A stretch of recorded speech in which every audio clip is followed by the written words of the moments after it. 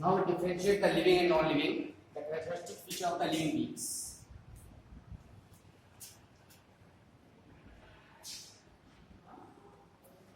This is the growth, reproduction, metabolism, cellular organization, as well as sensitivity or reactivity.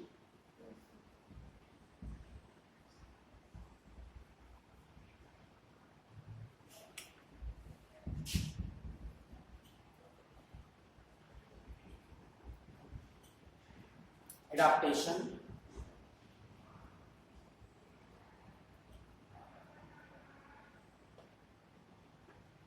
and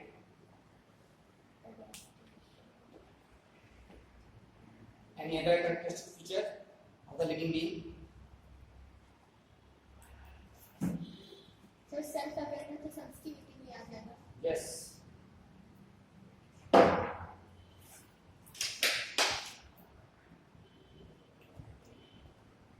Now we explain the growth. What is growth? We explain one by one. Now we can differentiate the living beings from the non-living beings. So what is growth? Growth is the increase in number, mass, and size, as well as it's an irreversible change. Irreversible change.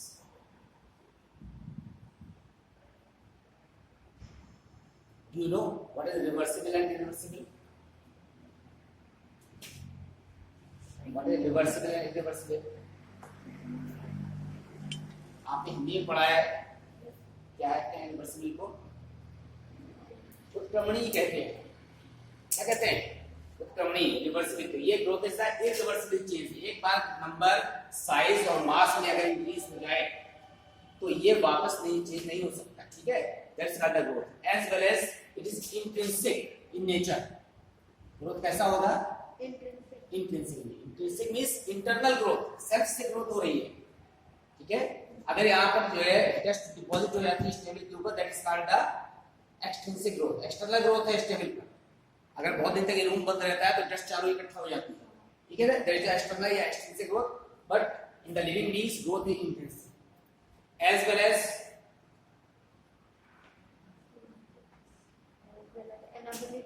anabolic reactions या anabolism is greater than the catabolism. There is the main features of the growth.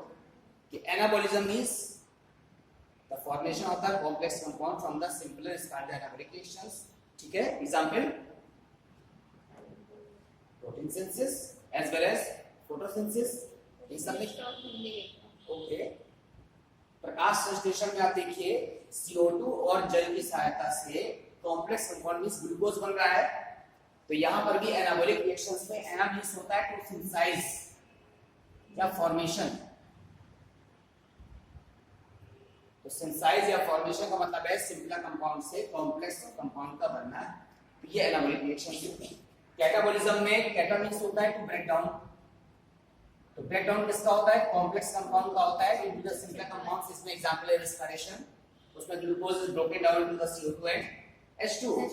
That is the catabolic reactions. So when the anabolic reactions or the anabolism is greater than the catabolism, that is called the growth. ठीक है? Point note कर लीजिए.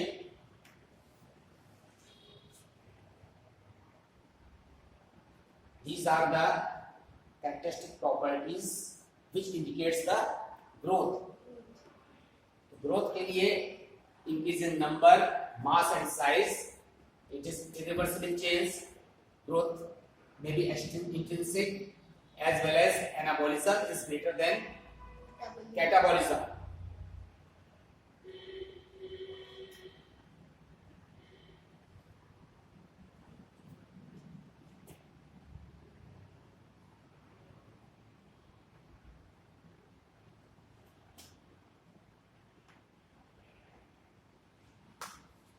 Now coming to the topic reproduction.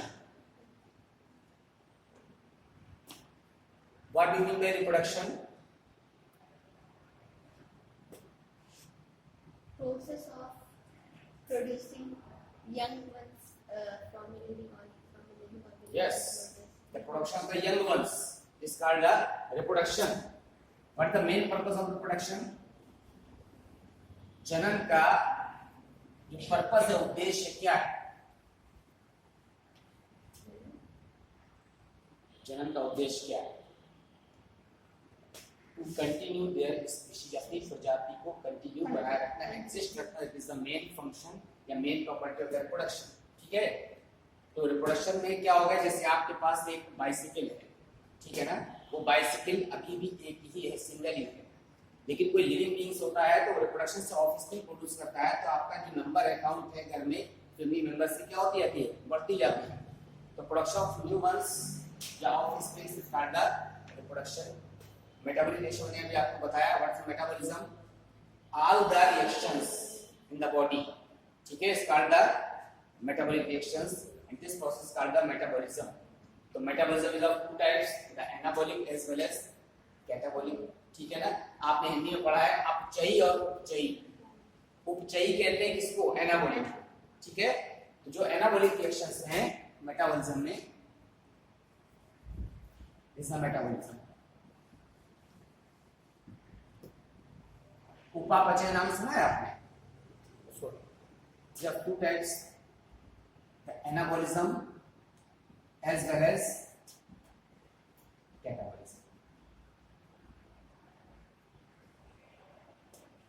अपचयी क्रिया, sorry अपचयी है, उपचयी क्रिया, ठीक है ना, इट्स कॉल्ड मेटाबॉलिज्म. तो आपका एनाबॉलिज्म कैटाबॉलिज्म दोनों पार्ट हो गया. Now the cellular organization. What do mean by cellular organization? कोशिकीय संगठन सुना है? जो लिविंग बीइंग्स होता है उसमें कोशिकीय संगठन होता है. तो यूनिट ऑफ लाइफ क्या है? सेल. क्या यूनिट ऑफ सेल? सेल से मिलकर क्या बनता है? The group of cells makes the tissue, and the group of tissue organ, and the group of organs organ system, then the individual. What's your name?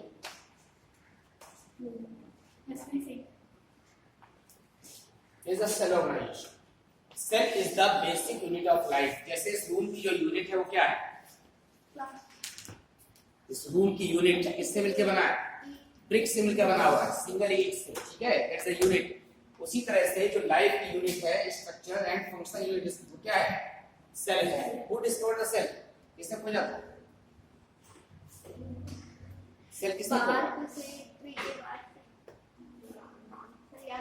Robert Hooke ने खोजा था. ठीक है, किसने खोजा था? और खोजा था. ठीक है, और अपनी बुक में उसको माइक्रोग्राफिया के नाम से क्या किया था? पब्लिश किया था. It's the basic unit.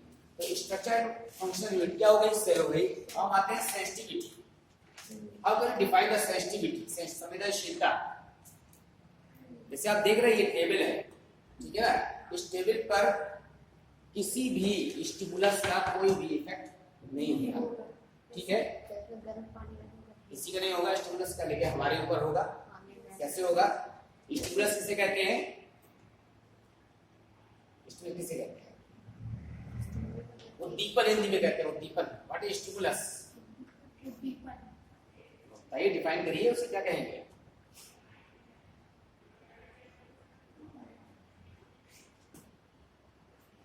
Any change in the environment, किसी भी तरह का परिवर्तन है, दैट्स कॉल्ड स्टिमुलस. जैसे टेम्परेचर बढ़ता है, हमारी बॉडी से क्या स्वेटिंग होती है, पसीना निकलता है, तो ये उद्दीपन है. उद्दीपन के बदले में हमारी बॉडी जो रिएक्ट कर रही है, ठीक है ना, to react according to the stimulus is called the reaction.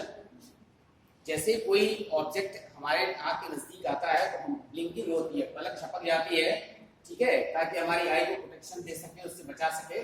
तो ये जो उड़ती हुई फ्लैग ऑब्जेक्ट आ रहा है, ये क्या है? स्टिमुलस है. और बदले में हमारी जो ब्लिंकिंग हो रही है क्या है? रिएक्शन है. ठीक है ना. तो ये sensitivity is the characteristic feature as well as the adaptation. अनुकूलन. क्या होता है अनुकूलन? होता है अनुकूलन जैसे कि हमारे हमारे सराउंडिंग में कुछ भी चेंजेस हो रहा था हम उसके अकॉर्डिंग खुद को भी ढाल लेते हैं, अपने को जैसे Adapt कर लेते हैं। जब वो पक्षी होते हैं तो पानी वो मतलब अपने आप को ढाल लेते हैं, जैसे मेढक है। कैसे बैठे बैठे रहिए, बताएं कैसे।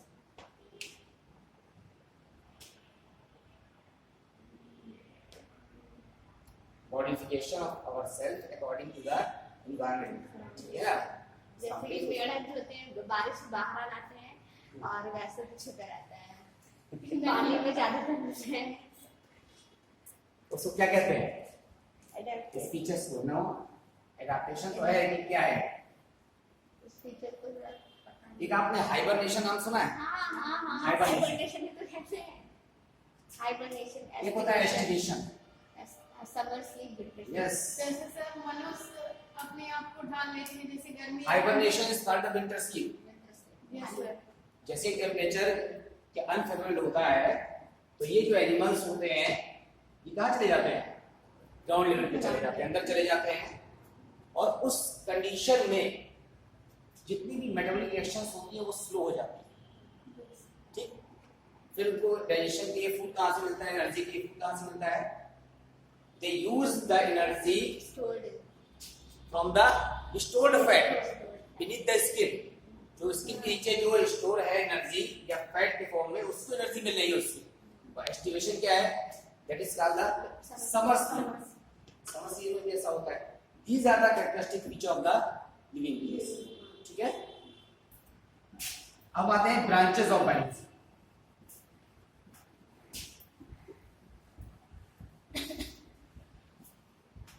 ब्रांचेस,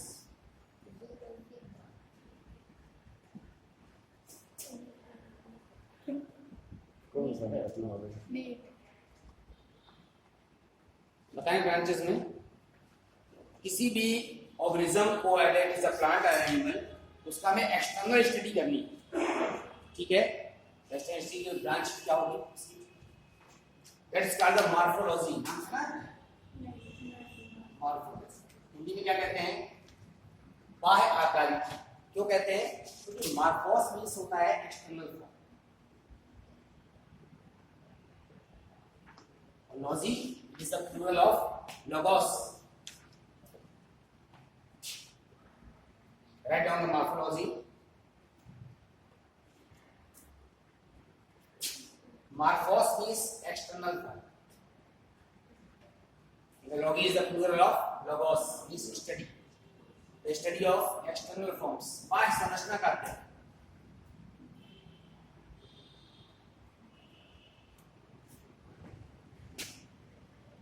देखिए मॉर्फोस मींस एक्सटर्नल फॉर्म, बाह्य संरचना का।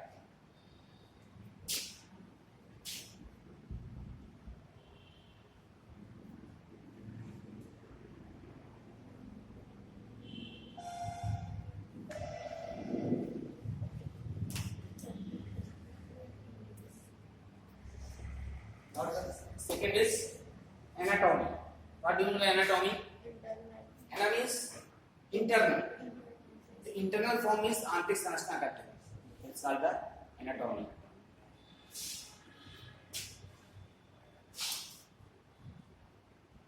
What is this? Histology means What do you know layers. histo? Yes. Histos से बना है। Histos means the group of cells, means tissue, Tissue. the group of cells। Group of cells means tissue। इसकी study, the study of tissues, ऊतकों का अध्ययन।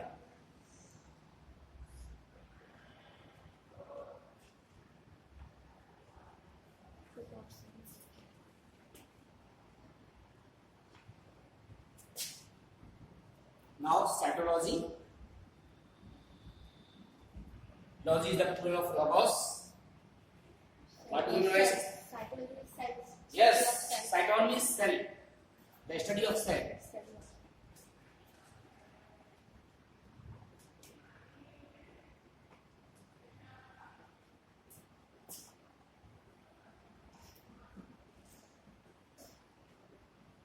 Karyology, nucleus. yes, carrion means nucleus, the study of nucleus.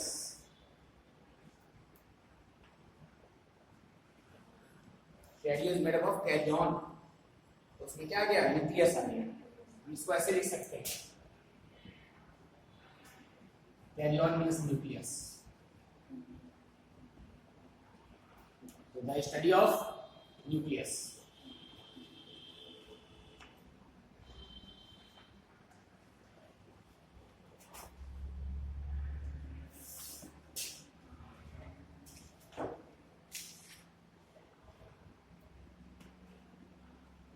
और बताइए branches, आप एक ही बताते जाइए। पता है नहीं, हिंदी में बताइए, इंग्लिश इंग्लिश बताए।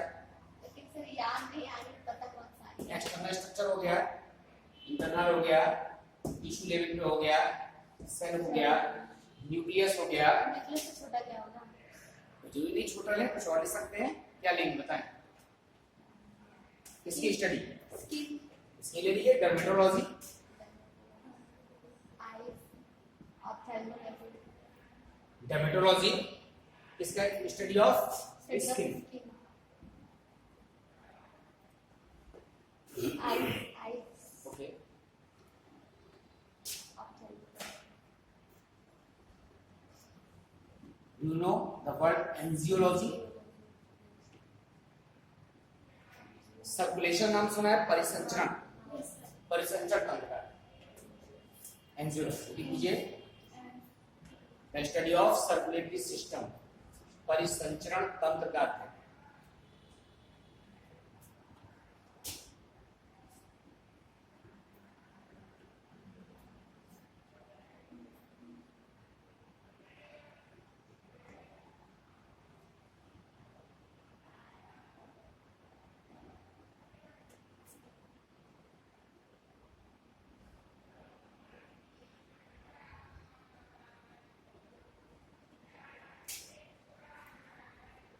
Do you know the word genetics? Yes. What do you mean by genetics? Study of gene. और थोड़ा एक्सप्लेन करिए।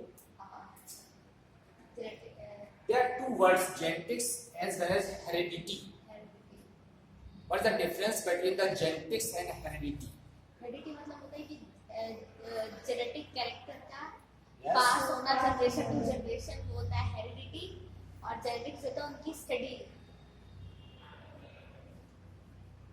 The heredity as well as variations. Changes, variation मतलब कि changes. Heredity means the transfer of the characters from parents to offspring, as well as new characters appears from the environments, etc., etc. Both are collectively called the genetics. It is anuvanshiki, and that is the process called the anuvanshikta. It is the process by which the characters transfer from parents to offspring, and it is the branch of biology, anuvanshiki. ठीक है, हिंदी लिखिए आनुवंशिकी। क्या लिखेंगे इसमें? आनुवंशिकी में वंशागत लक्षणों एवं विभिन्नताओं का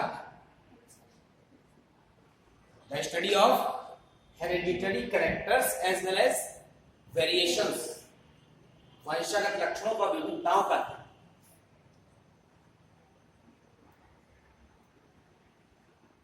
Who gave the word genetics? Genetics word किसने किया? W. Bateson, आगे लिखा है। The word genetics given by the W. Bateson, who is the father of genetics? What is the full form of Mendel? Gregor Johann Mendel, ठीक है।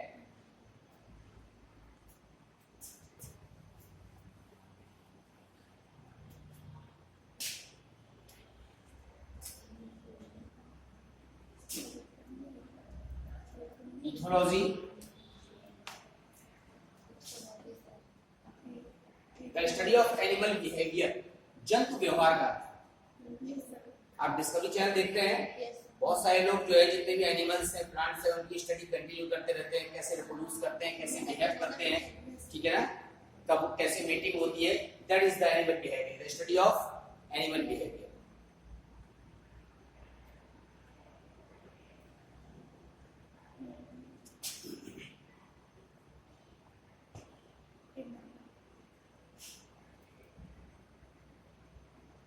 Microbiology,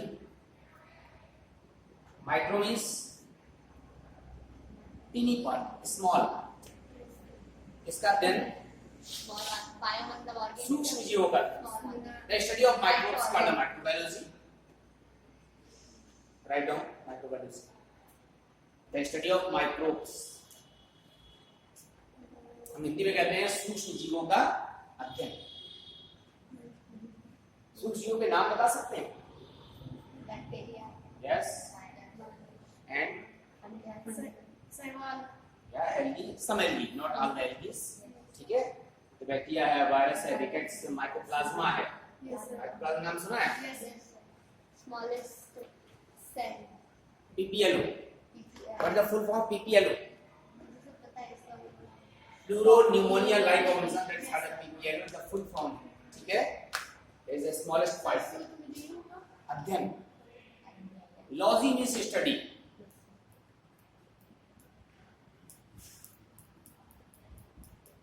now bacteriology, study of bacteria, yes, who is the father of bacteriology?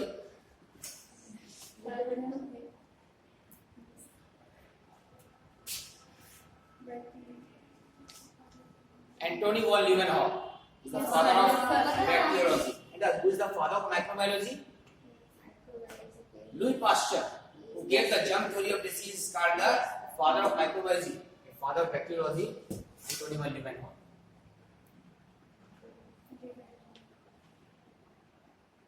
Microbiology के father कौन थे? अभी लिखाएंगे आगे, अभी scientist अभी आप पहले ब्रांचेस लिख ले। Bacteriology the study of bacteria.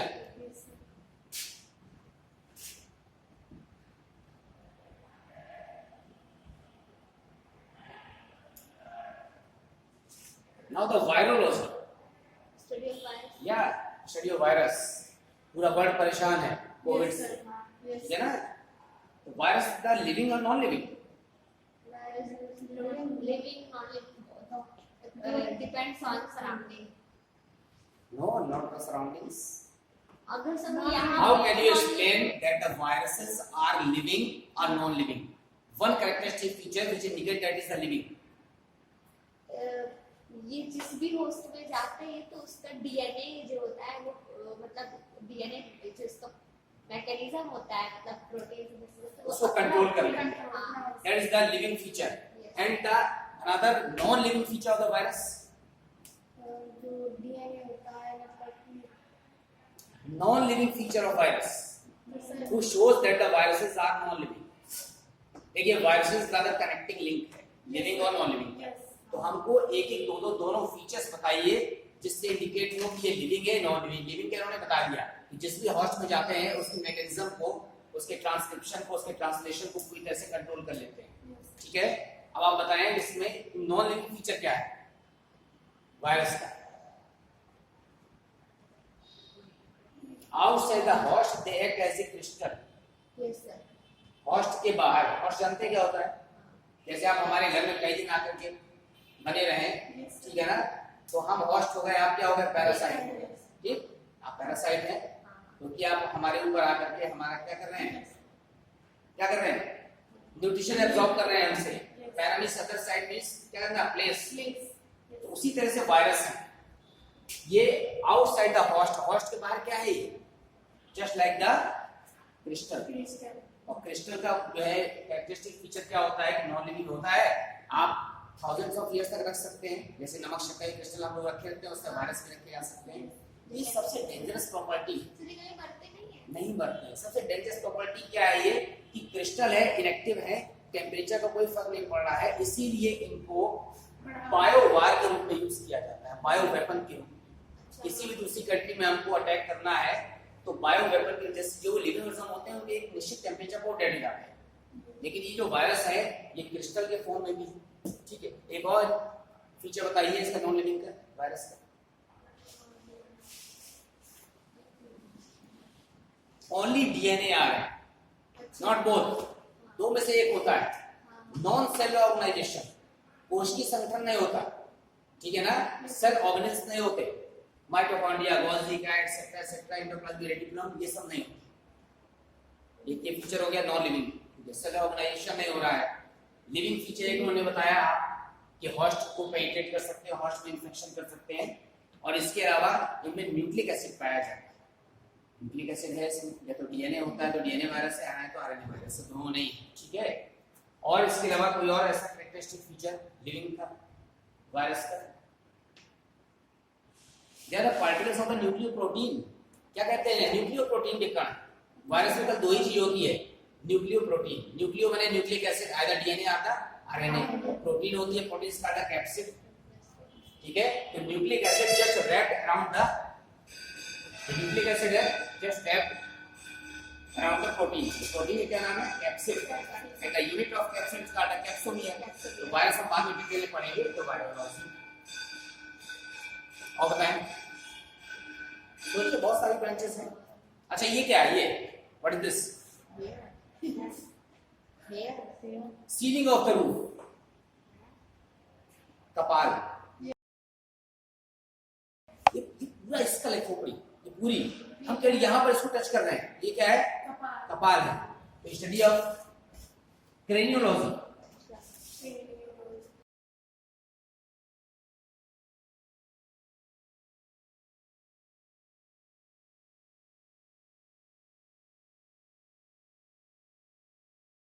Frontal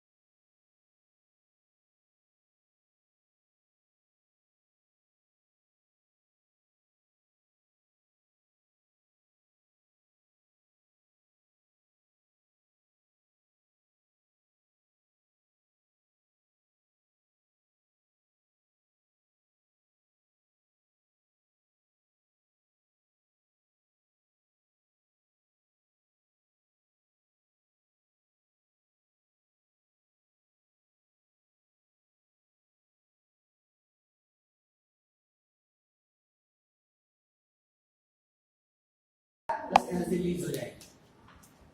ये किसका एग्जांपल है? कैटाबॉलिज्म का। The complex molecule is broken down to the simpler ones. इस रिएक्शन को रिवर्स कर दीजिए, यहाँ पर 12/2 ले लेते हैं उस समय, और प्लस क्या लग जाएगा यहाँ पर? वाटर लग जाएगा। आपको केवल एग्जांपल बता रहे हैं। ये देख रहे हैं सिंपलर मॉलिक्यूल से किसका फॉर्मेशन हो रहा है? कॉम्प्लेक्स मॉलिक्यूल का। ठीक है, हमको इसको याद रखना चाहिए रिफ्लेक्ट को, लेकिन अभी हमने आपको एग्जांपल ये बताया है, तो आप देखिए क्या है anabolism. The formation of the complex molecule from the simpler molecules is called the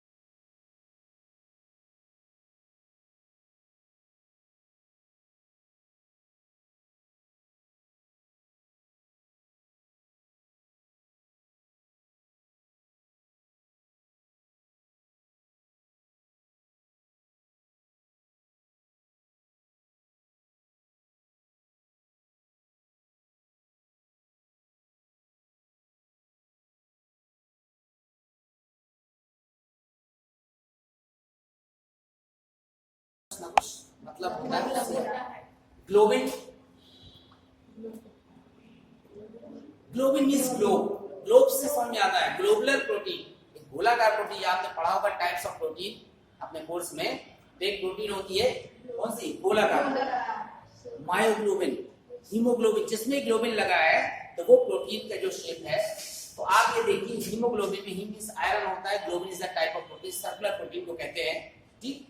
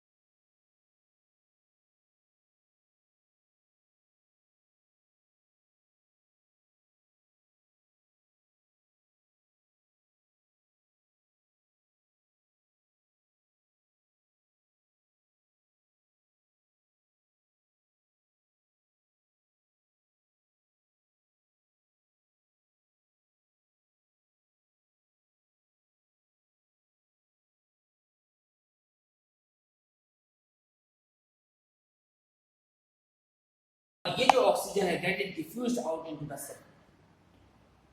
oxygen कहां पहुंच गई? सेल के अंदर। ये जो ऊपर अभी आपने रिएक्शन देखा ना रेस्पिरेशन का, इसमें जो O2 आ रही थी ग्लूकोज के ब्रेकडाउन के लिए कोशिका को मिल रही थी, कहां से मिल रही थी? ये ऑक्सीजन। इसका मतलब है ट्रांसपोर्ट ऑफ गैसेस। अब हमारी सेल ने जो रेस्पिरेशन करने के बाद CO2 बनाया था, रेस्पिरेशन के समीकरण क्या बनता है? CO2 बनता है श्वसन में। ये CO2 वापस इसमें आ गया और ये इसको लेकर के फिर से, ठीक है ना। तो हमारे जो लंग्स के अंदर जो रेस्पिरेशन होता है, श्वसन, ठीक है, एक होता है श्वास क्रिया और एक होता है श्वसन, दोनों में अंतर है। हाँ, आप बता सकते हैं कोई कि श्वास क्रिया और श्वसन में क्या अंतर है? श्वास क्रिया मतलब ब्रीथिंग, और श्वसन करना। That differentiate between the breathing and respiration. Sir breathing मतलब होता है कि हम एयर को अंदर इनहेल कर रहे हैं, एक्सहेल कर रहे हैं। Yes. रेस्पिरेशन मतलब होता है ब्रीथिंग इज CO2 और air। Breathing is the physical process, एक भौतिक क्रिया है। भौतिक क्रिया में क्या हो रहा है कि हमारी जो थोरेसिक कैविटी है, ठीक है ना, तो हमारे जो लंग्स है उसके अंदर ऑक्सीजन जा रही है और CO2 कहाँ आ रही है? बाहर आ रही है। तो ब्रीथिंग दो पार्ट में हो रहा है श्वास क्रिया। कौन कौन सी? अंतःश्वास, इनहेलेशन कहते हैं जिसमें O2 अंदर गई, और निश्वास, एक्सहेलेशन मींस जिसमें CO2 बाहर निकला। तो O2 अंदर आ रही है और CO2 बाहर निकली, that is called the breathing. There is no chemical reaction, कोई एंजाइम की आवश्यकता नहीं, कोई केमिकल रिएक्शन नहीं हो रहा, केवल फिजिकल प्रोसेस है। जैसे ही बाहर का जो है O2 की कंसंट्रेशन बाहर ज्यादा हो जाती है, लंग्स में कम हो जाती है, तो हमारी ऑक्सीजन हाई कंसंट्रेशन से लो कंसंट्रेशन, हमेशा आपको पता है गैसेस कहाँ जाती है? High concentration to low concentration. तो डिफ्यूजन के थ्रू ऑक्सीजन कहाँ से? एटमॉस्फेयर से आ जाती है लंग्स के अंदर, और लंग्स के अंदर CO2 का कंसंट्रेशन ज्यादा होता है, तो लंग्स से CO2 कहाँ निकल जाती है? That is called the breathing. ये श्वास क्रिया है, इसमें कहीं पर भी किसी एंजाइम की आवश्यकता नहीं है, ठीक। श्वास क्रिया बनाते हैं रेस्पिरेशन, श्वसन। तो breathing is the part of respiration, breathing is the part of respiration. श्वसन में क्या क्या होता है? श्वास क्रिया के थ्रू ऑक्सीजन अंदर आई। अब आप देखिए, मैं आपको इसको जब अलग से टॉपिक पढ़ाएंगे तो ज्यादा एक्सप्लेन करेंगे। ये ट्रैकिया के थ्रू कहां पर आई? लंग्स में आई ऑक्सीजन, तो यहां तक आई तो हो गया ब्रीथिंग। ब्रीथिंग के बाद इसमें जो छोटे छोटे से एल्वियोलाइज हैं, वायु कोष्ठक हैं, वायु कोष्ठक के अंदर गई, वायु कोष्ठक से होकर के यहाँ पे जो ब्लड कैपिलरी है एल्वियोलाई के चारों, उसमें पहुंच गई। ये लंग्स की स्टडी के क्या कहते हैं? आप बताओ कहते हैं? एल्वियोलाइज की एल्वियोलॉजी बोलते हैं। नहीं बोलेंगे हम यहाँ पर। ये पल्मोनरी डिसीज होती है, लंग्स को यहाँ पर क्या कहते हैं? पल्मोनरी, ठीक है। अब यहाँ पर आप देखिए कहाँ पर पहुंची हमारी ऑक्सीजन? ब्लड कैपिलरी तक पहुंची। ब्लड से कहाँ तक पहुंची? सेल तक पहुंची। ये पूरा स्टडी, और लास्ट में क्या प्रोड्यूस हो रहा है? ATP। रेस्पिरेशन से हमें लाभ क्या हो रहा है? हम जो रेस्पिरेशन कर रहे हैं, फूड का ब्रेकडाउन हो रहा है ग्लूकोज का, तो ग्लूकोज के ब्रेकडाउन से CO2 निकल रही है, CO2 के साथ साथ लास्ट में एनर्जी रिलीज हो रही है। लार्ज अमाउंट ऑफ हमें एनर्जी की जरूरत है ना। हमारी बैटरी डिस्चार्ज हो जाती है, हम इलेक्ट्रिसिटी चार्ज करते हैं, हमको भी एनर्जी चाहिए, फूड के रूप में मिलती है। तो फूड के रूप में अल्टीमेटली जो भी हम कुछ खाते हैं, all the food material converted to the glucose, glucose के फॉर्म में कन्वर्ट हो जाता है। ग्लूकोज का ब्रेकडाउन होता है रेस्पिरेशन में, और क्या निकलती है? एनर्जी। तो जो ATP मिल रही है, adenosine triphosphate, that is called the energy currency, ऊर्जा मुद्रा। से हम मार्केट जाते हैं, कुछ भी खरीदना है, पैसे निकालते हैं ना, उसी तरह से बॉडी को कुछ भी काम करना है, उसको एनर्जी चाहिए, किस फॉर्म में मिलेगी? और ATP कहाँ से आएगा? ग्लूकोज के विखंडन से। ग्लूकोज हम फूड के रूप में लेंगे, ठीक।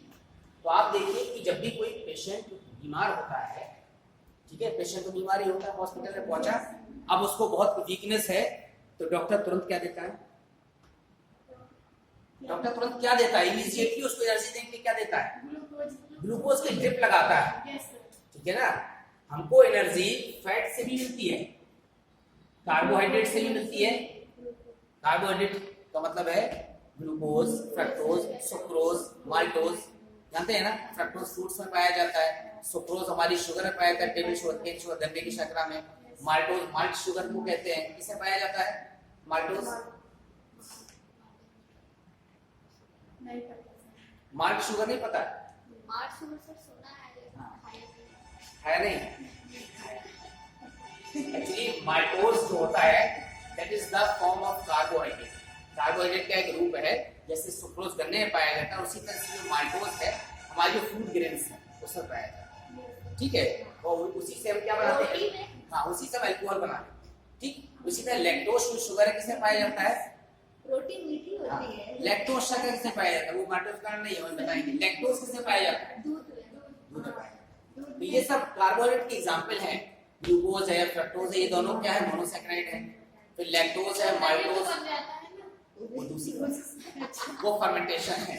ठीक है, लैक्टोज है, माल्टोज है, सुक्रोज है, ये सब डाइसैकेराइड है। और एक होता है पॉलीसैकेराइड। पॉलीसैकेराइड नाम सुना है, क्या होता है पॉलीसैकेराइड, एग्जांपल तो बता सकता है, स्टार्च, मंड, और सेलुलोज, और एनिमल में ग्लाइकोजन। तो आप देखिए, मैं अभी आपको आगे डिटेल पढ़ाऊंगा। अभी ये जो टॉपिक पे आ रहा है देखते हैं, फैट और कार्बोहाइड्रेट ये दोनों हमको एनर्जी देते हैं। एनर्जी देते हैं तो कभी आपने सुना है कि किसी पेशेंट को बहुत वीकनेस है, अचानक तो डॉक्टर ने एक गिलास उसको घी पिला दिया, तभी तो उसको एनर्जी देगा, फैट भी देगा ना। तो घी नहीं पिलाते हैं, क्यों? क्योंकि हमको क्विक एनर्जी चाहिए। क्विक एनर्जी का सोर्स क्या है, ग्लूकोज। सीधे सीधे रेस्पिरेशन में हमारी कोशिकाएं, सेल्स जो है ऑक्सीजन की सहायता से ग्लूकोज का ब्रेक डाउन करती है। ठीक है, फैट में एनर्जी दुगने से ज्यादा मिलती है पर ग्राम इन कंपैरिजन टू कार्बोहाइड्रेट, लेकिन देर से मिलती है। अगर हम उसको फैट देंगे तो उसके अंदर डाइजेशन होने के बाद एनर्जी मिलते मिलते कई घंटे लग जाएंगे। इसलिए हम कार्बोहाइड्रेट में भी हम यहाँ पर उसको रोटी देते हैं, खाने खिलाते हैं, क्या देते हैं, ग्लूकोज देते हैं, ताकि क्विक एनर्जी मिले। और ग्लूकोज भी हम उसको अगर ओरली पिला देते हैं, ठीक है ना, ग्लूकोज भी हम उसको पिला सकते हैं, घोल के दे दें गिलास में। एक होता है ड्रिप लगाना, तो जब हम पिलाएंगे तो हमारे यहाँ पर स्टमक के आगे इंटेस्टाइन से होता हुआ धीमे धीमे प्रोसेस होती, जब छोटी इंटेस्टाइन पहुंचेगा छोटी आंत में, तब वहां पर ब्लड कैपिलरीज उसको एब्जॉर्ब करेंगे। जो भी फूड हमारे माउथ से, इसोफेगस से, स्टमक से होता हुआ इंटेस्टाइन तक जाता है, तब इंटेस्टाइन की दीवार है, यहाँ पर माइक्रोविलाई होते हैं, वो इसको एब्जॉर्ब करते हैं। हम जब ड्रिप से देंगे तो सीधे कहाँ पहुंच जाएगा, ब्लड से होता हुआ कोर्ट सेल में। और इस प्रोसेस से देंगे, पिलाएंगे, तो इसमें बहुत ज्यादा समय लगेगा इंटेस्टाइन से होकर कहाँ तक पहुंचने में, बॉडी तक पहुंचने। सर वो जब सांप काटता है तो घी पिलाते हैं, क्यों? सांप काटता है, सांप काटता है तो मेन है, देखिए अगर कोई आपको अगर स्नेक वेनम जो होता है वो कई टाइप का होता है। एक होता है हीमोटॉक्सिक, तो स्नेक वेनम में सबसे मेन है कि व्यक्ति को सोने नहीं देना चाहिए, क्योंकि अगर सोएगा तो उसकी जो है जो नर्वस सिस्टम है उसको हो जाएगा। इसलिए हम उसको जगाते हैं, गर्म चीज देते हैं, गर्म दूध देते हैं, गर्म कॉफी देते हैं, वो फिर टॉपिक के बाद में आते हैं। अभी आप देख रहे थे कि जो हम कार्बोहाइड्रेट बताए थे आपको, उसमें आप ग्लूकोज ही देते हैं, ठीक, जो देते हैं एनर्जी होती है। तो हम यहाँ पर ब्रांचेस पढ़ा रहे थे, तो ये ब्रांचेस यहाँ तक अभी हम आए साइकोलॉजी के बाद टेलोलॉजी हो गया, डेमेटोलॉजी हो गया, एंजियोलॉजी हो गया, जेनेटिक्स आपको पता है अनुवंशिकी, Gregor John Mendel father of genetics थे। तो क्या है जेनेटिक्स में, वंशागत लक्षणों और विभिन्नताओं का अध्ययन। हम लोग माता पिता के हूबहू शक्ल नहीं, समझ रहे हैं, हूबहू जो क्लोन होते हैं वो बनते हैं एसेक्सुअल रिप्रोडक्शन से, अलैंगिक जनन से। हम लोग लैंगिक जनन से बने हैं, तो हम लोग आइडेंटिकल नहीं है, हमारे अंदर कुछ ना कुछ डिफरेंसेस हैं, जिससे हम ये कहते हैं कि हाँ मम्मी से मिल रहा है, पापा से मिल रहा है, लेकिन पूरे सिम्टम्स नहीं मिल रहे, पूरे नहीं मिल रहे हैं। क्योंकि आनुवंशिकी में वंशागत लक्षणों के साथ साथ वातावरण से आने वाली विभिन्नताओं का अध्ययन किया जाता है। एक साथ ट्विंस पैदा होते हैं, एक को आप यूएसए ले जाइए, एक को साउथ अफ्रीका ले जाइए, दोनों के कलर में आपको वेरिएशन दिखाई देगा, ठीक है। जो यूएसए में होगा वो बाय बर्थ इंग्लिश ही बोलेगा, जब वो धीरे धीरे बोलना सीखेगा, ठीक है ना। हम लोग की मदर टंग हिंदी है, हम लोग हिंदी, ये सब वेरिएशंस हैं जो शक्ल में, सूरत में, साइज, शेप, सब में दिखाई देते हैं। फिर हम आते हैं इथोलॉजी, एनिमल बिहेवियर का अध्ययन करते हैं। फिर हम आते हैं माइक्रोबायोलॉजी, माइक्रो माने क्या होता है, मछलियों का अध्ययन करते हैं। बैक्टीरियोलॉजी में बैक्टीरिया माने जीवाणु होता है। हमको क्या करना है, जब हम बुक पढ़ते हैं तो बुक में हिंदी के साथ साथ जो ब्रैकेट में इंग्लिश वर्जन लिखा होता है हमको उसको जरूर पढ़ना है, ठीक है। मैं भी हिंदी मीडियम का, ठीक है, लेकिन धीमे धीमे पढ़ते पढ़ते आगे आने लगता है। वायरोलॉजी में वायरस, कोविड-19 आपने देखा ही है, विषाणु का अध्ययन है। क्रेनियोलॉजी में क्रेनियम, ये क्या है, ये जैसे इस कमरे की ये रूफ है उसी तरह से ये क्रेनियम, कपाल। मायोलॉजी में, मायो क्या है, it's a type of protein, muscles का स्टडी हो गई। अब किसमें आते हैं, न्यूरोलॉजी नाम सुना है आपने? What do mean neurology? Neuron जानते क्या होता है? क्या होता है? अरे हिंदी बता देता हूँ आपको, तंत्रिका तंत्र कहते हैं नर्वस सिस्टम को। तो न्यूरोलॉजी तंत्रिका तंत्र का अध्ययन। तो न्यूरॉन होता क्या है? हमारा जो नर्वस सिस्टम है, ठीक है ना, नर्वस सिस्टम क्या है पता है? तंत्रिका तंत्र हमारी बॉडी को हम लोग ऑर्गन सिस्टम माने अंग तंत्र के लेवल से बने हुए हैं। हमारी बॉडी को दो तरह के सिस्टम, आपका मन नहीं लग रहा है? हमारी बॉडी को दो तरह के सिस्टम कंट्रोल कर रहे हैं। कौन कौन? एक नर्वस सिस्टम और दूसरा एंडोक्राइन सिस्टम। हिंदी में कहते हैं अंतःस्रावी तंत्र कहते हैं, और दूसरा क्या होता है? तंत्रिका। दोनों को मिलाकर कहते हैं न्यूरो एंडोक्राइनोलॉजी। ये दोनों तंत्र मिलकर हमारी बॉडी को कंट्रोल और कोऑर्डिनेट कर रहे हैं। एक होता है कंट्रोल, एक होता है कोऑर्डिनेशन। कोऑर्डिनेशन माने सारे बॉडी ऑर्गन्स एक पर्टिकुलर मैनर पर काम करते हैं, दैट इज कॉल्ड कोऑर्डिनेशन। ठीक, इसीलिए हम कहते हैं डाइजेस्टिव सिस्टम, पाचन तंत्र। तो तंत्र का मतलब है उसमें वेरियस ऑर्गन्स है, बहुत सारे अंग सब मिलकर एक साथ कोऑर्डिनेट कर रहे हैं, तो क्या बना है? तंत्र बना है। तो पाचन तंत्र में हमारा क्या क्या आ गया? हाँ, माउथ से लेकर के और बक्कल कैविटी से लेके, फेरिंक्स से लेके, इसोफेगस से लेके, स्टमक से लेके, स्मॉल इंटेस्टाइन से लेके लार्ज इंटेस्टाइन तक सारे ऑर्गन एक साथ कोऑर्डिनेट करते हैं, इसी सिस्टम बनता है। तो हमारी बॉडी को दो तरह के तंत्र कंट्रोल कर रहे हैं। अंतःस्रावी तंत्र में जो इकाई होती है वो हार्मोन होती है, ठीक है ना, कहते हैं ना हार्मोन की ग्रोथ कम ज्यादा हो रही है इसलिए बॉडी डिस्टर्ब हो रही है, दूसरा तंत्रिका है। तो अगर हम इसको शॉर्ट फॉर्म में देखें तो it is the slow messenger system.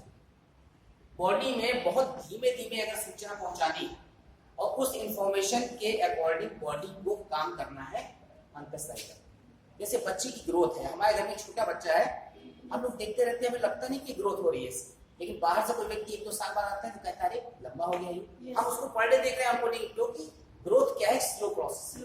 वो जो हार्मोन का जो फंक्शन है वो स्लोली चल रहा है। नर्वस सिस्टम फास्ट होता है, ठीक है ना। अब जैसे ये इसका कैप है, जैसे मैं इसको कैप को आपकी तरफ उछालूंगा तो आपके बॉडी में कोई ना कोई रिएक्शन होगा, आपके पास आएगा तो ब्लिंकिंग होगा, ठीक है। सोते समय जो है, आपने प्रतिवर्ती क्रिया नाम सुना है, सोते समय अचानक कोई जलती अगरबत्ती आपने छुड़ा दी तो आप जगेंगे, बाद में पैर पहले खींचेंगे, समझ रहे हैं? ऐसा नहीं कि सोने के पहले लाइट को देखेंगे, पहले आप पैर खींचेंगे उसके बाद लाइट को देखेंगे किसने हमारे नोट्स दिया, किसने काट लिया। तो ये नर्वस सिस्टम तंत्रिका तंत्र। तो तंत्रिका तंत्र की जो यूनिट होती है वो तंत्रिका कोशिका होती है। तो तंत्रिका तंत्र का अध्ययन करते हैं तो उसे क्या कहते हैं? न्यूरोलॉजी। ये फास्ट मैसेंजर है, ये बॉडी में बहुत तेजी से कोऑर्डिनेट करता है, तेजी से सूचना पहुंचाता है। और ये क्या है? Slow messenger. ये सब क्या है? यहाँ पर ब्रांचेस हैं, जिस ब्रांचेस के अंतर्गत आप अध्ययन करते हैं। अब आप इसके बाद एक और देखिए, कार्डियोलॉजी नाम सुना है आपने? क्या होता है? कार्डियो बोले का हार्ट का अध्ययन कर रहे हैं, हृदय संबंधी। लिख दीजिए, न्यूरोलॉजी लिख लीजिए, कार्डियोलॉजी लिख लीजिए।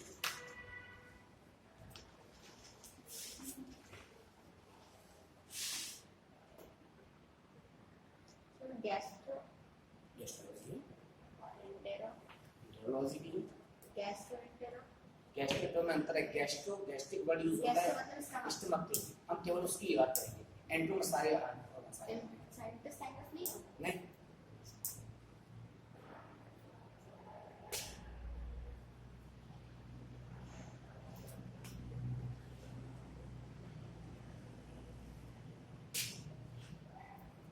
जेरोंटोलॉजी नाम सुना है?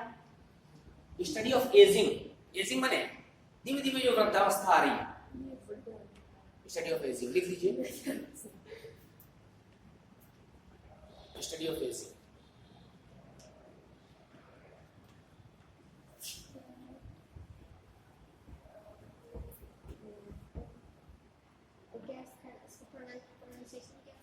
Gerontology, study of ageing. अब आपने एक बहुत इंपॉर्टेंट ब्रांच सुनी होगी ना, यूजेनिक्स, हिंदी में कहते हैं सुजनिकी।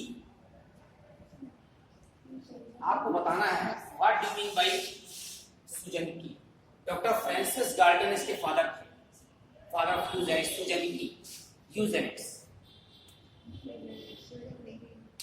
सुजनिकी। देखिए इस समय पूरा जो कंसंट्रेशन रहता है पेरेंट्स का, गवर्नमेंट का भी और सोशल ऑर्गेनाइजेशन का, उसमें ये है कि कैसे हमारे देश में स्वस्थ के साथ साथ अच्छे लक्षणों वाले शिशु उत्पन्न। ठीक है, जो वेटनरी साइंस होती है उसमें एनिमल के ऊपर ध्यान दिया जाता है कि कैसे अच्छे लक्षणों वाले बछड़े उत्पन्न हो जो वर्क ज्यादा कर सके, मिल्क प्रोड्यूसिंग जो काउज उत्पन्न हो, ठीक है, जिसमें दूध उत्पादन ज्यादा हो। अगर वो एग प्रोड्यूसिंग है कोई एनिमल तो उसमें एग का प्रोडक्शन बढ़ जाए, साइज शेप वॉल्यूम बढ़ जाए, प्रोटीन की मात्रा बढ़ जाए। उसी तरह से जो जेनेटिक्स के प्रिंसिपल है अनुवंशिकी, उसके सिद्धांतों की सहायता से मनुष्य की फ्यूचर जनरेशन को सुधारने का अध्ययन करना है। ठीक है, तो फ्यूचर जनरेशन का सुधारने का अध्ययन कैसे करते हैं? इसमें दो तरह की यूजेनिक्स होती है, पॉजिटिव और नेगेटिव। पॉजिटिव यूजेनिक्स में क्या होता है कि केवल ऐसे लोगों के मध्य विवाह संबंध हो, वो धर्म जाति के ऊपर उठकर हो, ताकि उनसे जो संतानें उत्पन्न हो वो क्या हो, उनका आईक्यू लेवल अच्छा हो, बुद्धिमान ज्यादा हो, रोग प्रतिरोधक क्षमता ज्यादा हो, ठीक है ना, स्वस्थ हो, वो पॉजिटिव यूजेनिक्स। नेगेटिव क्या है कि जितने भी रोगग्रस्त लोग, जितने भी पेशेंट हैं जिनको ऐसी गंभीर बीमारी है, इन्फेक्शन बीमारी है, संक्रामक है या सेक्स लिंक डिसऑर्डर है, लिंग शरीर में वंशागति है, जो रोग पीढ़ी दर पीढ़ी की पीढ़ी में ट्रांसफर हो रहे हैं, ऐसे लोगों को जनन करने से रोक दिया जाए। वो नेगेटिव यूजेनिक्स है, ताकि समाज में विकलांग और क्या ना चाहिए रोगग्रस्त लोगों की संख्या क्या हो जाए, कम से कम। वो ब्रांच सुजनिकी। ठीक है, लिख लेंगे इसमें आनुवंशिकी की सहायता से फ्यूचर जनरेशन को सुधारने का क्या, आनुवंशिकी की सहायता से by the use of genetics to upgrade the future generation, मनुष्य की भावी पीढ़ियों को फ्यूचर जनरेशन सुधारने का है। Upgradation of the future generation of human race.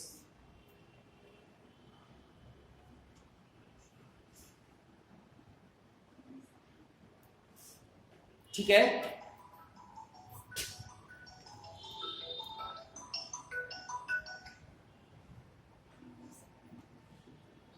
Embryology नाम सुना है आपने?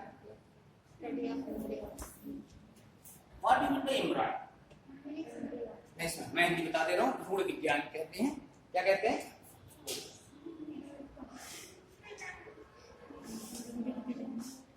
क्या कहते हैं? भ्रूण विज्ञान सुना है, बताइए एम्ब्रायो कहते किसे? जो सर स्कूलों में ये करे जैसे उड़ते हैं घूम के जाए। क्या बेटे?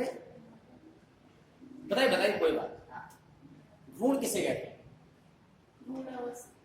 अगर एनिमल के केस में देखें तो बिफोर बर्थ या हैचिंग, अगर वो मैमल है, स्तनधारी है, तो यंग वंस प्रोड्यूस करेगा, शिशु को जन्म देगा। अगर वो ओविपेरस है, अंडा है, तो वो एग देगा। तो एग की हैचिंग से पहले, ठीक है ना, और यंग वंस प्रोड्यूस होने के पहले की जो स्टेज है वो क्या है? भ्रूणावस्था। जब तक शिशु का जन्म नहीं हुआ तब तक उसको हम फीटस या एम्ब्रायो कहते हैं। ठीक है ना? कौन फादर है इसके? प्लांट्स में स्टडी की थी पी महेश्वरी ने, एनिमल में स्टडी की थी अरस्तु ने। एरिस्टोटल ने नाम सुना है? एरिस्टोटल ने स्टडी, अभी बाद में साइंटिस्ट दिखाएंगे, उन्होंने चिक की स्टडी की थी। ठीक है ना, तो चिक के एग की स्टडी की थी, उसी में नाम पड़ा एम्ब्रायोलॉजी, भ्रूण विज्ञान का। और बताइए, एक नाम आपने सुना है पैलिएंटोलॉजी? पैलिएंटोलॉजी मतलब कि होता है कि study of fossils. Yes, fossil किसे कहते हैं? जीवाश्म। जीवाश्म कहते किसे?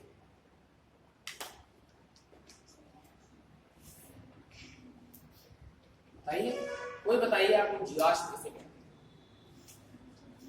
देखिए फॉसिल शब्द का अर्थ देखिए, आप पहले कोई भी डेड बॉडी जो है over millions of years ago जब उसे मिट्टी में बरी कर दिया जाता है तो उसका जो कर नहीं दिया जाता है, मतलब हो ही जाता है, होता नेचुरल होता है। जैसे कि डायनासोर वगैरह, तो अगर हम उसके आफ्टर लॉन्ग अगर उसको मिट्टी को खोदेंगे तो उसके वो मिलेंगे फिंगर, मतलब छाप छाप यस पार्ट्स मिल सकते हैं। देखिए पैलियोंटोलॉजी में मिट्टी में वैसा डिजाइन मिलेगा जैसा होता है और उसका पार्ट भी मिलेगा। देखिए लॉजी में तो हो गया स्टेज। स्टडी पैलियोस शब्द जो बना है, पैलियोस माने होता है एंशिएंट, एंशिएंट आप समझ गए प्राचीन, ठीक है। ऑन्टो माने होता है इंडिविजुअल,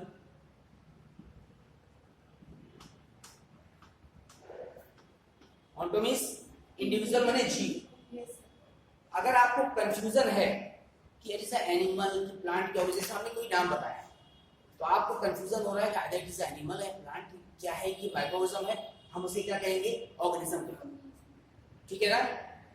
तो एंशिएंट इंडिविजुअल की स्टडी, तो एंशिएंट माने प्राचीन जीव जो इस समय एज इट इज फॉर्म में नहीं है, ठीक है, उसे फॉसिल कहते हैं। फॉसिल का मतलब होता है समथिंग डग अप, कुछ चीज खोद के निकालना। तो इसकी स्टडी क्या रहेगी, स्टडी ऑफ फॉसिल्स माने प्राचीन जीवों का, या कह सकते हैं जीवाश्म। लिख दीजिए, जीवाश्मों का अध्ययन या प्राचीन जीवों का अध्ययन।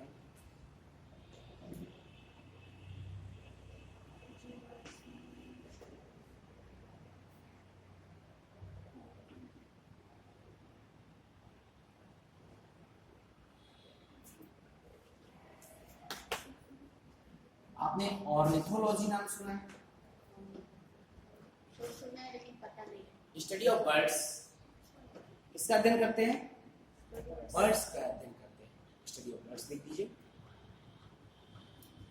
बर्ड मैन ऑफ इंडिया जानते हैं कौन है? भारत में सबसे ज्यादा बर्ड्स पर इन्होंने स्टडी की है, उन्हें कहते हैं bird man of India, doctor Salim Ali.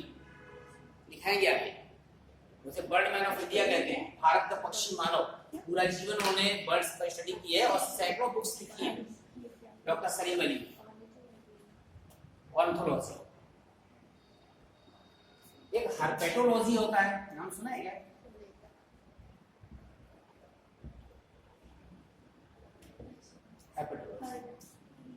Amphibia और रेप्टाइल्स की स्टडी करते हैं।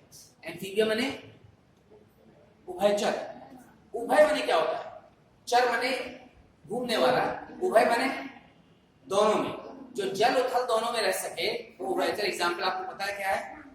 मेढक का जंतु वैज्ञानिक नाम बताइए, और कोई एग्जांपल बताइए मेढक के अलावा। नहीं, रेप्टिलिया में आ जाएगा। टोड है, यूफो कहते हैं उसको, ठीक है। हाइला, हाइला है, बहुत सारे हैं। हर्पेटोलॉजी, एम्फीबिया और रेप्टाइल्स, उभयचर और सरीसृपों का अध्ययन। हाँ, Rana tigrina.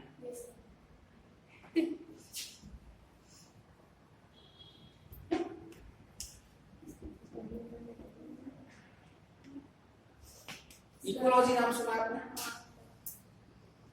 Study of environment and नहीं, interaction between environment and organism. Ernst Haeckel ने नाम दिया था। सिंपली कह सकते हैं लॉन्ग स्टडी होता है कि जो ऑर्गेनिज्म होते हैं, जो जीव होते हैं, उनके वातावरण से संबंधों का अध्ययन, ठीक है ना। जीवों का वातावरण से संबंधों का अध्ययन। लिख दीजिए इकोलॉजी।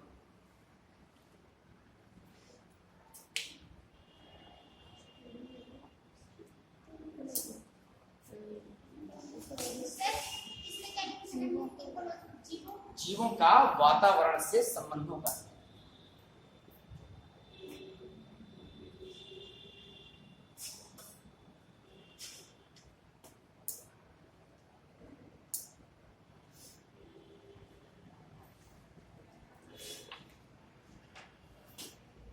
और बताइए, मैलिकोलॉजी नाम सुना है? माइक्रो नहीं, मैलिको। आपने शंख और घोंगे का नाम सुना है? किस फाइलम में आते हैं? पाइला, यूनियोपाइला। किस फाइलम में आते हैं? Phylum Mollusca. जो फाइलम मोलस्का है उसमें मोलस्कम शब्द का जानते हैं क्या होता है? मोलस्का बना होता है सॉफ्ट, ठीक है। पहले सॉफ्ट होते हैं, बाद में चारों ओर से कैल्शियम कार्बोनेट का शेल बन जाता है, इसीलिए आउटर मोस्ट कवरिंग हार्ड हो जाती है, अंदर का वो मतलब सॉफ्ट ही रहता है, ठीक है। जो हमको शंख आज बाजार में मार्केट में मिलता है, that is the outer most covering, ठीक। तो मेरिटोलॉजी में लिख दीजिए यूनियोपाइला का अध्ययन या शंख और घोंगे का अध्ययन या स्टडी ऑफ मोलस्का लिख सकते हैं।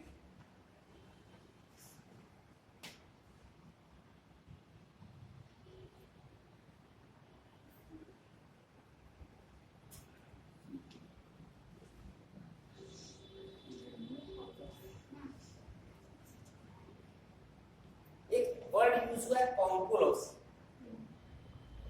कॉन्कोलॉजी में स्टडी करते हैं शेल का, स्टडी ऑफ शेल्स, जो उसका कवच है उसकी स्टडी करें, स्टडी ऑफ शेल्स।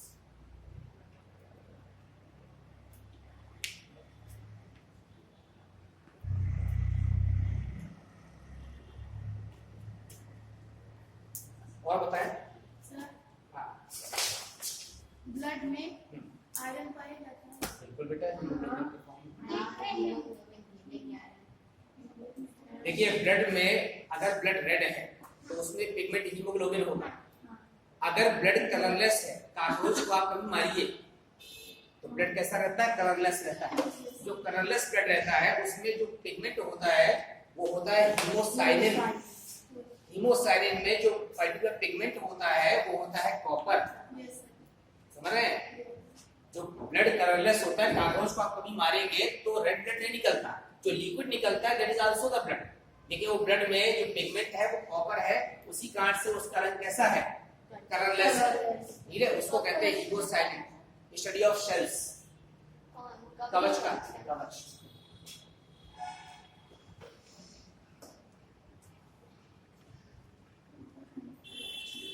और बताइए, ब्रांच सोचिए। एक बहुत इंपॉर्टेंट ब्रांच है केराटोलॉजी।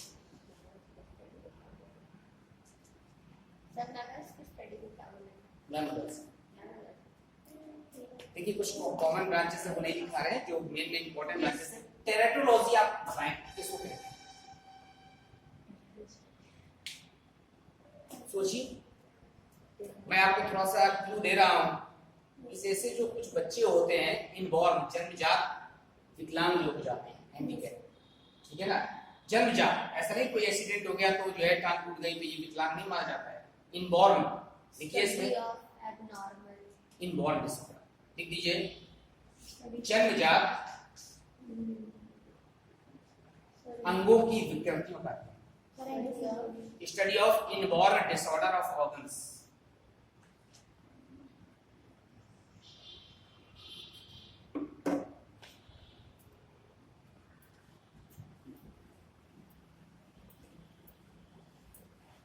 अंगों की जन्मजात विकृति, ठीक है, study of inborn disorder of organs. एक डिस्टीलियोलॉजी होता है।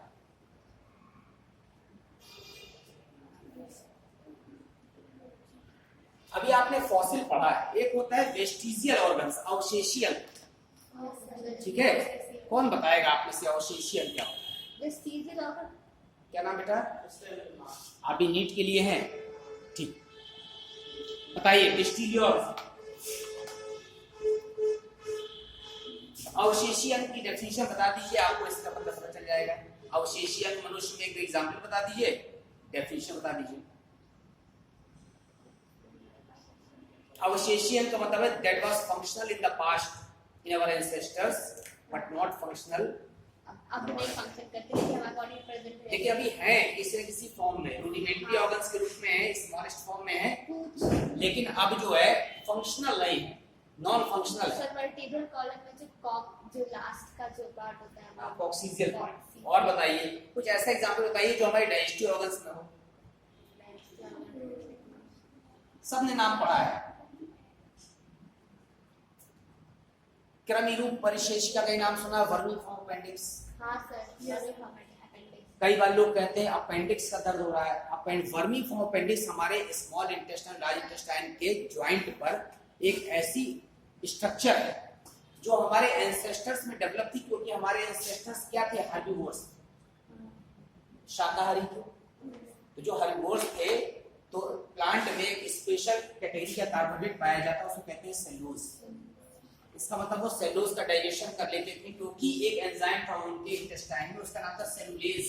आपको पता है जिस भी सब्सटेंस का डाइजेशन करना होता है एंजाइम का एज लगाने, बिल्कुल सिंपल सा है। तो सेलुलेज किसका डाइजेशन करता था? सेलोज। सेलुलोज। सेलोज किसमें पाया जाता है? प्लांट्स में, Plants। ठीक है ना। तो पत्तियां वगैरह खाते थे हमारे एंसेस्टर्स, पूर्वज, तो वो शाकाहारी माने जाते थे। उनमें ये वॉल्यूम अपेंडिक्स एक रचना थी जो सेलोज का डाइजेशन करती है। बहुत लंबे समय के बाद धीमे धीमे हम लोग ओमनिवोरस हो गए। ओमनिवोरस हो गए तो हमारे अंदर जो सेलुलोज एंजाइम खत्म हो गया, सेलुलोज के डाइजेशन की पावर खत्म हो गई, तो वॉल्यूम अपेंडिक्स जो है किस फॉर्म में आ गया? वेस्टिजियल फॉर्म, अवशेषीय में। अभी भी एक छोटी सी रचना के रूप में ऐसा पाया जाता है जो ये प्रूव करता है कि हमारे एंसेस्टर्स में ये लगभग लॉन्ग स्ट्रक्चर था और सेलुलोज का डाइजेशन करता था, अब नहीं करता। तो डिस्टिलॉजी में हम पढ़ते हैं स्टडी ऑफ वेस्टिजियल ऑर्गन्स, जो वेस्टिजियल ऑर्गन्स अभी हमारे अंदर हैं, ठीक है ना, उनकी जो स्टडी की जाती है। इसके अलावा और कोई वेस्टिजियल ऑर्गन्स बता दीजिए अवशेषीय में। चलिए कभी खत्म नहीं हो गया।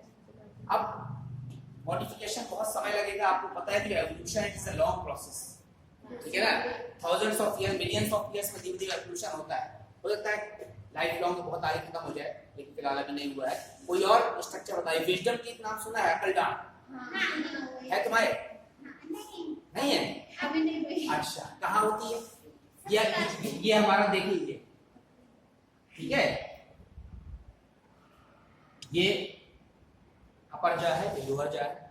यहाँ पर ये मैं परमानेंट टीथ बना रहा हूँ। परमानेंट टीथ कितने होते हैं मनुष्य में? कैसे? परमानेंट टीथ कितने होते हैं? स्थायी दांत 32। 30। मनुष्य में 2 प्रकार के दांत निकलते हैं। जो फर्स्ट टीथ होते हैं that is called the milk teeth, ठीक है, also called the temporary teeth, ठीक। दूसरे दांत निकलते हैं that is called the permanent teeth. तो मैं परमानेंट टीथ यहाँ बना रहा हूँ अपर जान में। 2 1 2 नाम देख लीजिए। Incisor, canine, premolar. इसी तरह यहाँ होंगे 2 इंसिजर, कैनाइन, प्रीमोलर, 3 मोलर, इस तरह यहाँ होंगे। ये जो सबसे लास्ट का है ये चारों कोने पर, ये कौन सा है? ये थर्ड मोलर है, थर्ड मोलर है। तो यहाँ पर देखेंगे तो सबसे किनारे पहुंच जाएगा। यहाँ शुरू करे आपने, इधर से ऐसे गए हैं, यहाँ से ऐसे, यहाँ से इधर गए हैं, तो चारों कोने पर एक एक मोलर टीथ है। ये नॉर्मली माना जाता है कि 18-20 साल की एज में निकलता है या उसके बाद निकलता है। विजडम टीथ इसलिए नहीं कि इसका कोई विजडम से संबंध है, बुद्धि से कोई संबंध नहीं है। It is not used for the crushing, food crush करने में भी इसका कोई रोल नहीं है। तो और ना ही यहाँ तक ब्रश आसानी से पहुंचता है, जब फूड क्रश करने में कोई रोल नहीं है, इसका मतलब इस टीथ का यूज हम नहीं कर पाते हैं। ये वेस्टिजियल ऑर्गन है। एक निक्टिटेटिंग मेम्ब्रेन होती है, यहाँ की पैदा एक लाल स्पॉट है। जो एक्वाटिक एनिमल्स होते हैं, मेढक वगैरह तैरते हैं, तो उसमें चारों निक्टिटेटिंग मेम्ब्रेन बन जाती है आग की प्रोटेक्शन के लिए। हम लोग कहाँ गए? लैंड में रहने लगे हैं, इसलिए उसका फंक्शन क्या हो गया? खत्म हो गया। ये सब वेस्टिजियल है, उसकी स्टडी करते हैं डिस्ट्रीब्यूट। लिख दीजिए study of nictitating membrane, NYCTATING, nictitating. अभी उस टॉपिक में आएंगे हम एवोल्यूशन। इसमें किसकी स्टडी करेंगे? स्टडी ऑफ वेस्टिजियल ऑर्गन्स का मतलब है अवशेषी अंगों का अध्ययन। सर ये कह रहे हैं जैसे अक्लदार्ड में बुद्धि से कोई संबंध नहीं है, हाँ। अक्लदार्ड को कहते हैं। ऐसा है कि जैसे पहले जो है एक्सरे खोजी गई, केमिस्ट्री पढ़ा है, एक्सरे, गामा रेज। तो साइंटिस्ट ने सोचा कि अभी कोई नाम ध्यान नहीं आ रहा है, तो उसका नाम एक्सरे रख दिया। उसके बाद वो उनकी डेथ हो गई तो एक्स ही नाम रह गया। उसी तरह चूंकि 18-20 साल की एज के बाद निकलता है, तो लोगों ने पहले सोचा कि शायद इसका विजडम से कोई संबंध है, कि व्यक्ति जब बड़ा होता है तो थोड़ी बुद्धि आ जाती है, लेकिन वो एक इमेजिनरी कंसेप्ट था, उसका बुद्धि से कोई लेना देना नहीं था। तो बहुत सारे ऐसे मिथ होते हैं, बहुत सी ऐसी कल्पनाएं होती हैं जो वास्तव में सही नहीं होती है। जैसे कुछ लोग बताते हैं कि अभी जो है हम हमारे यहाँ भूत प्रेत रहते हैं, ये रहते हैं, ठीक है ना, ये साइंटिफिक नहीं माना जाता, उसी तरह की कल्पना है। अब आप कोई और ब्रांच बताइए जिसकी स्टडी हमको करनी है या हमको पता नहीं है, अभी हमने लिखी नहीं यहाँ पर कोई ब्रांच। आपको जो मेन लग रही है ब्रांच वो बतानी।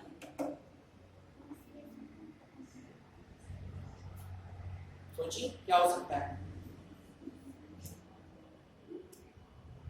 देखिए ब्रांचेस तो थाउजेंड्स में बहुत सारे, लेकिन हमारे जो काम, आपने एक नाम सुना जेनेटिक इंजीनियरिंग, जीनी अभियान, क्या होता है बता। जेनेटिक इंजीनियरिंग मतलब होता है कि जैसे कोई 2 ऑर्गेनिज्म है तो उनका का डीएनए एक ऑर्गेनिज्म में कुछ स्पेसिफिक अच्छी क्वालिटीज हैं और एक ऑर्गेनिज्म जो उसमें कमी वो क्वालिटीज उसमें है, तो वो क्या करते हैं, मतलब साइंटिस्ट क्या करते हैं कि उनका एक का डीएनए ले लेते हैं फिर दूसरे का डीएनए देखिए लेटेस्ट ब्रांच है, इंजीनियरिंग नाम इसमें रखा गया है कि हमें किसी चीज को मेकअप करना है, बनाना है। तो लेटेस्ट ब्रांच है बायोलॉजी की, बहुत हाई फाई टेक्नोलॉजी है कि अगर सपोज करिए किसी व्यक्ति में डायबिटीज है, किसी व्यक्ति में, तो डायबिटीज आपको पता है इंसुलिन हार्मोन की डेफिशिएंसी का होता है। इंसुलिन हार्मोन कहाँ बनता है, पेनक्रियास अग्न्याशय में बनता है। तो उस हर एंजाइम को या हर हार्मोन को बनाने के लिए पर्टिकुलर जीन होते हैं। इसका मतलब है कि हमारी बॉडी में इंसुलिन फॉर्मेशन वाला जीन एक्टिव नहीं है, ठीक है। तो पहले क्या करते थे कि जो एनिमल्स है, एनिमल्स में भी इंसुलिन बनता है, तो एनिमल की बॉडी से इंसुलिन निकाल करके ह्यूमन बींग्स को लगाया जाता था। इट्स वेरी कॉस्टली प्रोसेस, बहुत खर्चीली विधि थी। 10,000 20,000 रुपए में इंसुलिन का इंजेक्शन आता था। अब क्या किया उन्होंने कि जैसे ये इंसुलिन बनाने वाला जीन है, तो हर जीन आपको पता है न्यूक्लियोटाइड से मिलकर बनता है। न्यूक्लियोटाइड में क्या क्या होता है, बेस, शुगर और फास्फेट होता है। आप सिंपल लैंग्वेज में ऐसे समझ लीजिए कि अगर आपको कोई जीन बनाना है, तो जैसे अल्फाबेट है, हमको पता है ए के बाद B C D E F आता है, इसी तरह से जीन में न्यूक्लियोटाइड लगे होते हैं। हमें उस न्यूक्लियोटाइड का सीक्वेंस पता अगर चल जाए कि किस क्रम में जोड़ा हुआ है, क्या जोड़ना है, उसका सीक्वेंस किस क्रम में हमने न्यूक्लियोटाइड को जोड़ा हुआ है, तो वो जीन बन जाएगा। हमने किसी एनिमल की या ऑर्गेनिज्म की बॉडी से वो जीन निकाली है और जेनेटिक द्वारा उस जीन की एक कॉपी कर ली, जैसे हम फोटोकॉपी कर रहे थे उस तरह से इसकी कॉपी कर ली और इसकी कॉपी करके हमें देख लिया किस तरह से न्यूक्लियोटाइड अरेंज। तो डॉक्टर हरगोविंद खुराना थे, उन्होंने लेबोरेटरी में, प्रयोगशाला में सबसे पहले कृत्रिम जीन बनाया था। कृत्रिम का मतलब है उन्होंने शरीर के अंदर जो जीन होता है उस जीन के पूरा जीन सीक्वेंस को प्रयोगशाला में अरेंज करके नया जीन आ गया। तो हमें किसी ऑर्गेनिज्म से उस पर्टिकुलर जीन को अलग करना है, इंसुलिन बनाने वाले को, उसकी कॉपी बना करके उस व्यक्ति के अंदर, ऑर्गेनिज्म के अंदर क्या करना है, इंट्रोड्यूस करना है। तो हमारे बॉडी के अंदर जब वो जीन इंट्रोड्यूस कर दिया जाएगा, तो थ्रू लाइफ जो हमको हार्मोन का इंजेक्शन लेना पड़ता है वो नहीं लेना, हमारी बॉडी ऑटोमेटिक ही क्या बनाए लगेगी, इंसुलिन हार्मोन बनाए रहेगी। ये जीन अभियान है। और जो कॉमर्शियल लेवल पर इसका यूज करते हैं उसे कहते हैं बायोटेक्नोलॉजी, जैव प्रौद्योगिकी, ठीक है। तो कॉमर्शियल लेवल पर अब आप सोच रहे होंगे कि आपने नाम सुना है एंटीबायोटिक। एंटीबायोटिक सबसे पहले कहाँ खोजा गया था, अलेक्जेंडर फ्लेमिंग ने खोजा था, किस जगह पर। टाइम हो गया क्या बेटे,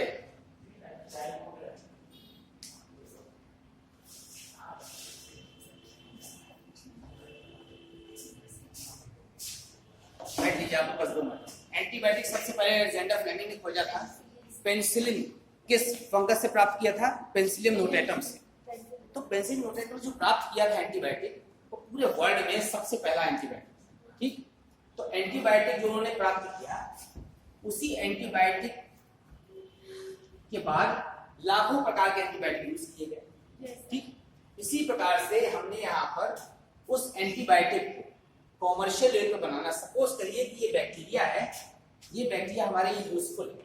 सपोज करिए कि मिल्क को कलर बदल देता है, तो हमने क्या किया, इस बैक्टीरिया को एगार एक मीडियम होता है, किससे प्राप्त होता है, एक जेलिडियम नामक एक एल्गी होती है, उससे मिलता है। जस्ट लाइक द कैसा होता है, जेली। तो उसमें क्या होता है, बहुत सारे न्यूट्रिएंट्स होते हैं जो किसी भी माइक्रोऑर्गेनिज्म के डेवलप करने के लिए बहुत उपयोगी है। तो इस बैक्टीरिया को इसमें डाल दिया, तो बैक्टीरिया की एक विशेषता होती है, हर 20 मिनट में बैक्टीरिया मल्टीप्लाई करता है। एक मिनट 20 मिनट बाद 1 से 2, अगले 20 मिनट में 2 से 4, फिर 4 से 8, 8 से 16, 24 घंटे में इन्यूमरेबल बैक्टीरिया प्रोड्यूस होते हैं। तो अगर ये बैक्टीरिया हमारे लिए यूजफुल था, तो एगार में रख करके हमने 24 घंटे में असंख्य बैक्टीरिया बना दिया। अब ये बैक्टीरिया अगर सपोज करिए इंसुलिन हार्मोन बना रहा है या एंटीबायोटिक बना रहा है, तो हमारे पास लार्ज अमाउंट में एंटीबायोटिक प्राप्त होगा। तो ये बायोटेक्नोलॉजी है जिसकी सहायता से हम बहुत कम कॉस्ट पर बहुत सारा प्रोडक्शन कर सकते हैं। इसी तरह से वैक्सीन बनाई जाती है, इस तरह से एंटीबायोटिक बनाए जाते हैं, इसी तरह से प्रोटीन के सिरप बनाए जाते हैं, इसी तरह से फूड पार्टिकल बनाए सकते हैं। तो किसी भी चीज का लार्ज स्केल में प्रोडक्शन करना है, इसी तरह से। एक ब्रांच आपने सुनी होगी फार्माकोलॉजी, नाम सुना है, किससे रिलेटेड है, मेडिसिन से।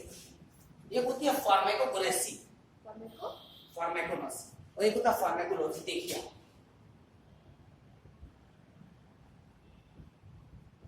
दोनों में डिफरेंस बताना है और थोड़ा सा डिफरेंस है। इसमें क्या है, also the branch of biology, जिसमें हम स्टडी करते हैं, study of nature as well as properties of the drugs. किसी भी ड्रग्स का नेचर पता करना है और प्रॉपर्टी, लक्षण, उसके विशेषताएं, और this is the action of drugs.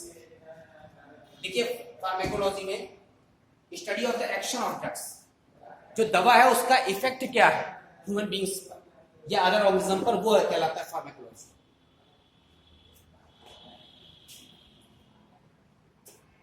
Pharmacology the study of action of drugs, जीवों में ड्रग्स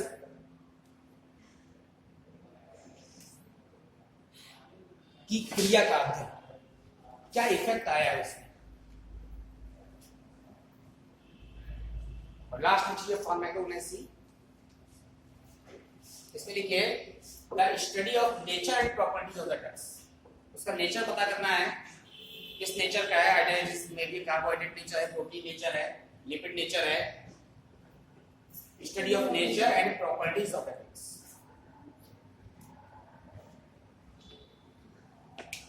और भी कुछ ब्रांचेस हैं वो कल देखेंगे। इसके अलावा जो इंपॉर्टेंट डिस्कवरीज, महत्वपूर्ण डिस्कवरी है, जैसे किसी को कहा गया फादर ऑफ बायोलॉजी, किसी को फादर ऑफ जूलॉजी, किसी को फादर ऑफ बॉटनी, किसी को फादर ऑफ एक्सपेरिमेंटल फिजियोलॉजी, किसी को फादर ऑफ क्या जेनेटिक्स, किसी को फादर ऑफ इम्यूनोलॉजी।